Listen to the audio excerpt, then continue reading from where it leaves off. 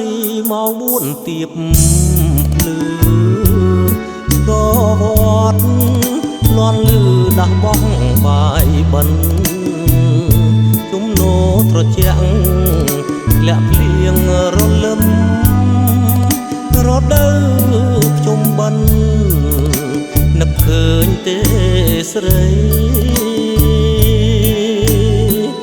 ម៉ោង4ទៀបភ្លឺឈរចាំនួនល្អទីណាត់ជួបបងនឹងមិត្តភក្តិថ្លៃប្រសងទៅវត្តនាំនំចំណីយើងសប្បាយក្រៃថ្ងៃបោះបាយបិណ្ឌសេចក្តីប្រតិបត្តិកើតមាននៅទីវត្តពោធិញ្ញាណលាក់លៀមទ្រូងស្ទើរប្រេះស្រាំពីងពេជ្រសាសងក្រំចិត្តបង100ខែឆ្នាំពីងលែបខាយបានคลายជាឆ្មាំចាំយាមច្រកទ្វារចិត្តបងឆ្នាំក្រោយបោះបាយបន្ទាតទេថ្លៃ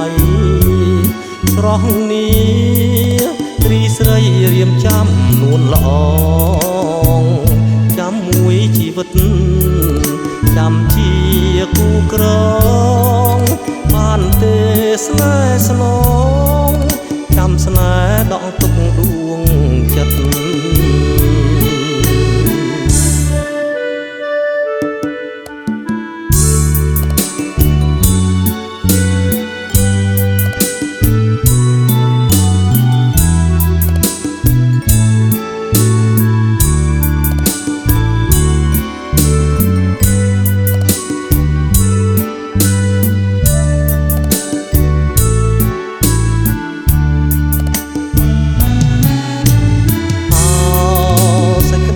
ប្រតិបត្តិកើតមាននៅទីវត្តពោធិញ្ញាណលាក់លៀមទ្រូងស្ទើរប្រេះស្រាំពីងពេជ្រសាសង